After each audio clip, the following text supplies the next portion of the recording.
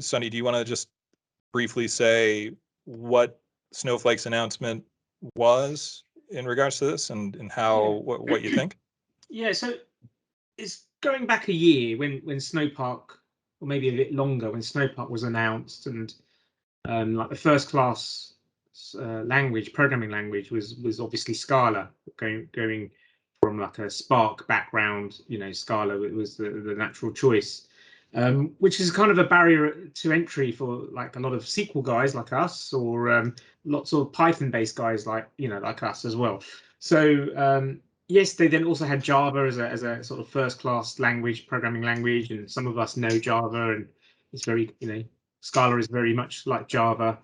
But still, I found Snowpark wasn't that compelling reason to we've got some jobs that we're doing in Spark, we're doing that in Databricks, we can bring that over. That's great. It's not really, not super great, because the one language that we all want, and I think we're all clamoring for, was Python. So, fast forward to yesterday, and they've announced, Snowpark for Python. Still in preview, but it's announced, and it's working, and I've seen some demos on it. So the thing that really, I wasn't expecting, was I kind of knew that Python was coming, and some of the reasons, like some of the Snowflake engineers have told me, that it's not as easy as just getting Python across Sunny. The whole Snowflake environment, the cloud data platform, is built around trust and built around security, and that reputation, needs to be upheld. So it was kind of like, how do we get Python with its billions of permutations and packages? How do we get that into a safe environment? So I was always knew it was a hard challenge for them. I didn't, for the life of me, think they'd partner up with Anaconda, and use that as the package management, which, now that I know about it, in hindsight, it was like obvious. That's obviously what was going to have to happen. But when I don't know if you can share your screen there, Matt, but I've sent through one image, which is just sort of pulling out, that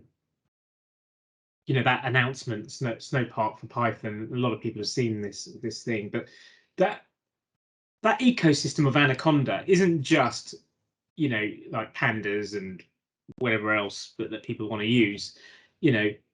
I start thinking about, well, okay, I'm currently running DBT on my laptop, as I'm doing sort of UAT dev kind of work, and then getting that into production, running that in, either using Airflow and running that on Kubernetes, or whatever I'm doing. And there's a whole kind of world of pain that, where do you, once you've created your transformation models, where do you run DBT? This is now another use case for me, which I hadn't really put too much thought into, was, hang on a minute, I can import that package using Anaconda. I can run that on Snowflake in a sandbox environment. So now my DBT models can run regularly. If I wanted to use Airflow as an additional orchestration engine, because Airflow is a Python-based package, I can bring that in as well.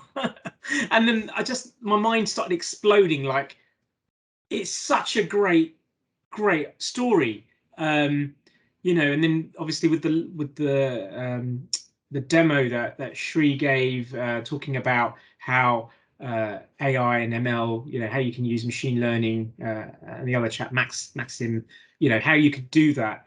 It really got me thinking that this is a great use case for our customers, and I just wanted to share that with you guys. It's just hot off the press. I've not even touched it myself, but I can see, and I'm hoping that Dan and JK,